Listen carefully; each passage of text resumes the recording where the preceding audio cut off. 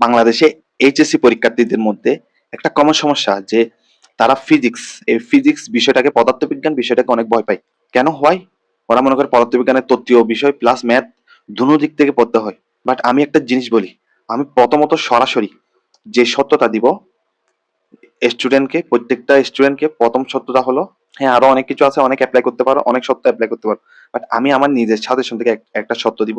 ভাই, সরাসরি আপনি রাশিমালার প্রতিপাদন এবং রাশিগুলো বা ফর্মুলাগুলো যেটা করবেন, ফর্মুলাগুলো বারবার প্র্যাকটিস করবেন এবং এগুলোকে সমানুপাতিক, ব্যস্তানুপাতিক, কোনটা কনস্ট্যান্ট হলে কোনটা ব্যস্তানুপাতিক হবে বা সমানুপাতিক হবে, কোনটা গ্রাফ কি, এই জিনিসটা একদম থ্রুলি ভাবে প্রত্যেকটা অধ্যায়ে ফিজিক্সের এই জিনিসটা থ্রুলি ভাবে মুখস্থ করা, কিছু কনস্ট্যান্টের মান আছে এগুলো মুখস্থ করা, সরাসরি কোথায় চলে যাওয়া, ম্যাথে চলে যাওয়া, ম্যাথের ডিরেকশন বুঝতে হবে আমাদের এবং ম্যাথের কনসেপ্ট গুলা বুঝতে হবে।